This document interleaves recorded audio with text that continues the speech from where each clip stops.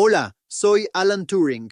Fui matemático, científico y creador de sistemas que cambiaron la forma en que entendemos la información. Hoy voy a explicar un tema muy importante de estadística de forma clara, sencilla y directa. El tema es tablas de distribución de frecuencias para datos no agrupados. Los datos no agrupados se presentan tal como se recogen. Sin embargo, para analizarlos y construir una tabla de frecuencias, se pueden ordenar sin dejar de ser datos no agrupados. ¿Qué es una tabla de frecuencias? Una tabla de distribución de frecuencias es una herramienta que permite organizar los datos y contar cuántas veces se repite cada valor. Este tipo de tablas se utiliza en encuestas, calificaciones, registros diarios y situaciones de la vida real.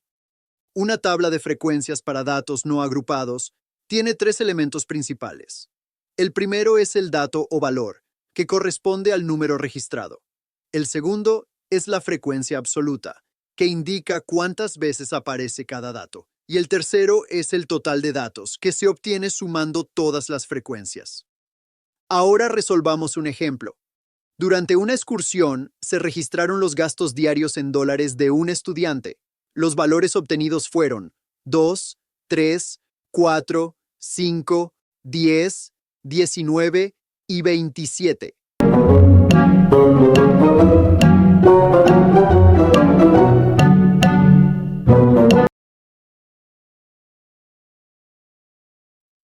Como se observa en la imagen, para trabajar con estos datos primero se ordenan de menor a mayor.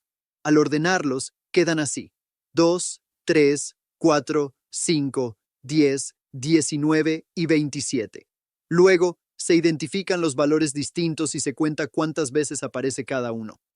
En este caso, cada valor aparece una sola vez. Por lo tanto, la frecuencia de cada dato es 1.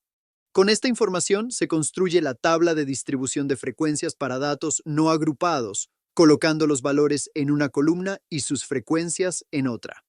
Finalmente, se suman todas las frecuencias para obtener el total de datos registrados. Los datos no agrupados se presentan uno por uno. En cambio, los datos agrupados se organizan en intervalos, como de 1 a 10 o de 11 a 20.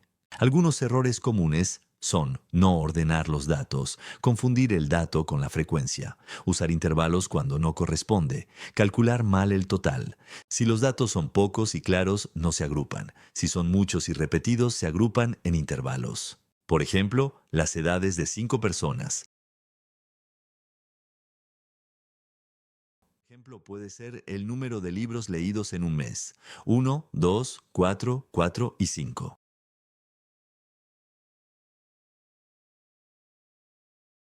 11, 13, 15, 18 y 20. Estos datos son no agrupados porque se presentan tal como se registran.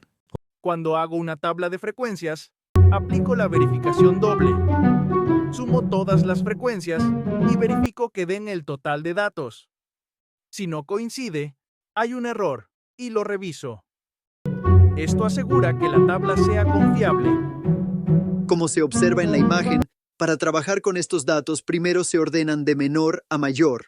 Al ordenarlos, quedan así: 2, 3, 4, 5, 10, 19 y 27. Luego, se identifican los valores distintos y se cuenta cuántas veces aparece cada uno. En este caso, cada valor aparece una sola vez. Por lo tanto, la frecuencia de cada dato es 1. Con esta información se construye la tabla de distribución de frecuencias para datos no agrupados, colocando los valores en una columna y sus frecuencias en otra. Finalmente, se suman todas las frecuencias para obtener el total de datos registrados durante la excursión. Gracias a la tabla de frecuencias, podemos analizar claramente la información. En este ejemplo, no existe un valor que se repita más que otro, ya que todos los gastos fueron diferentes. Esto indica que durante la excursión, los gastos fueron variados y no hubo un monto frecuente. La estadística no es solo trabajar con números. Al hacer la tabla, evito errores como omitir valores que aparecen una sola vez, agrupar datos cuando no es necesario confundir datos con frecuencias. Siempre reviso que la suma de frecuencias coincida con el total de datos. La estadística no es solo trabajar con números, es una herramienta para comprender la realidad.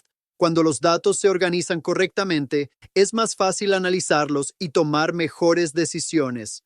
Gracias por aprender conmigo.